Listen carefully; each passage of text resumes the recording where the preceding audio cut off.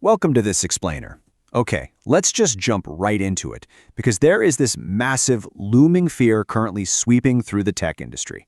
It's the idea that artificial intelligence is going to swoop in and make infrastructure, coding, and system administration jobs completely obsolete. Well, today we're breaking down insights from top industry experts and real-world professionals to reveal a pretty surprising reality, one that actually completely flips this whole doom and gloom narrative right on its head. Here's our roadmap for today.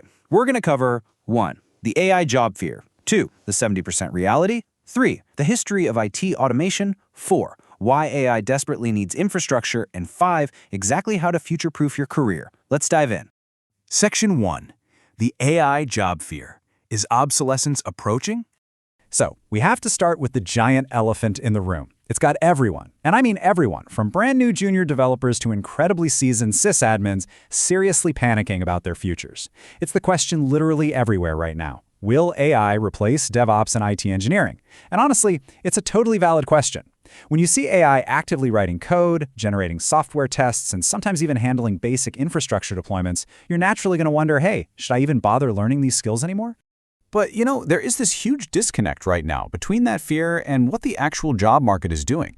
The anxiety tells us jobs are just vanishing autonomously, but reality, real people are doing the exact opposite. Take Anna, who spent 8 years in medical device manufacturing, or Rodi, a QA engineer with 13 years under his belt. They are actually rushing into DevOps right now.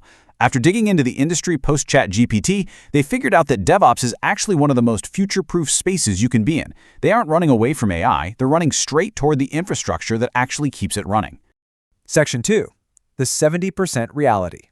Why human oversight is mandatory. All right, the absolute most crucial number you need to keep in your head right now is 70%. According to Docker and DevOps expert Brett Fisher, even if you go out and pay hundreds of dollars for the absolute top tier, absolute best AI models on the market today, they still only hit a maximum accuracy of about 70% when trying to solve complex GitHub issues. And honestly, that perfectly explains why AI is not about to steal your job anytime soon. Like Brett points out, for a software developer or a DevOps engineer, getting something 70% correct just means the app is going to break, period. We are still many years away from being able to blindly trust an AI to review, approve, and deploy complex code without a human stepping in to make sure it actually works. Because think about the context here. Context is everything. If an AI writes a blog post or an email and it's 70% accurate, hey, that's a massive win. You fix a couple of typos, adjust the tone, and you're good to go. But 70% in DevOps? No way. That is a total disaster. If a Terraform script is 70% accurate, your security policies will literally fail to protect your data, your Kubernetes cluster is going to be misconfigured, and your infrastructure simply will not deploy. The truly valuable skill moving forward isn't just writing syntax from scratch anymore. It's having that deep, fundamental knowledge to look at AI-generated code and instantly know whether it's brilliantly correct or catastrophically wrong. Section 3. History of IT automation. The scale multiplier. To really get this, we kind of have to zoom out and look at history. Back in the 90s, one single sysadmin would basically babysit maybe 10 physical bare metal servers. Then virtualization comes along, right? And suddenly that same engineer can manage 100 servers. Then the cloud pushes that to 1,000.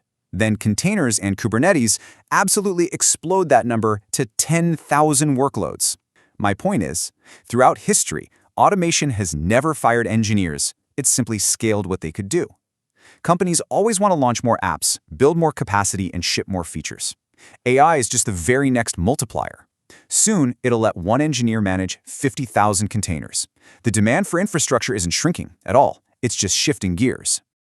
This brings up a really beautiful point from open source legend Kelsey Hightower. We've already seen that powerful tools like DeepSeek aren't just going to be monopolized by 3 massive tech corporations. The open source community always steps in and corrects the market. Humans are always going to show up to leverage these tools to build cool new things. You aren't being replaced by the tool, you're the human being empowered to actually wield it. Section 4. AI needs infrastructure. The dual emergence. Because right now, we are actually watching 2 completely distinct worlds take shape at the exact same time. First, you have DevOps for AI. This is building those incredibly complex GPU-heavy infrastructures specifically for AI startups. And second, you have AI for DevOps, which is you using AI to prompt, write scripts, and just automate your own daily engineering work way faster. And the really amazing news for you, both of these worlds desperately require the foundational knowledge of a DevOps engineer. So let's break down this massive hidden opportunity. Data scientists and machine learning engineers, they are brilliant at building the actual AI models for sure, but they almost always lack the hard infrastructure skills to support them. They don't inherently know how to schedule heavy workloads on super expensive GPU hardware in Kubernetes, or how to build the CI/CD pipelines to update those models in production, or how to secure AI APIs against cyber attacks. Securing and provisioning infrastructure is absolutely not going anywhere. These AI companies are literally desperate for people who can actually deploy and protect the models they're building. Section 5. How to future-proof. The actionable playbook. Okay, grab a pen because here is your actual playbook. Step 1. You have to build complex end-to-end projects. Employers do not care if you just binge-watched a dozen isolated tutorials. They want to see that you can deploy a full application, complete with pipelines, monitoring, and security. Step 2. Create visible proof. Get your clean code up on a public GitHub with proper README files and go grab some relevant certifications. And step 3, commit to continuous learning.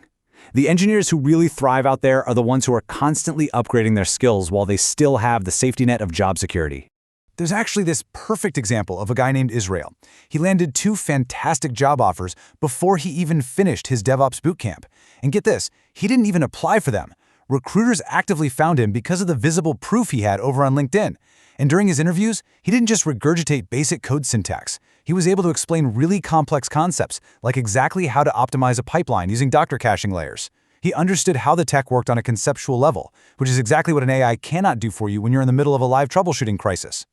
It's exactly like Patrick, who transitioned from network engineering into big tech, pointed out. Companies are heavily shifting away from hyper-narrow specialists right now. They want problem solvers who understand how the entire system connects together. DevOps is inherently cross-functional, right? You're touching networking, you're touching security, infrastructure, and code. An AI can spit out a narrow little snippet of code, sure, but an engineer who actually understands the entire lifecycle of an application, that person is infinitely more valuable. So look, we've seen that AI is literally making skilled engineers way more productive and infinitely more valuable, not less.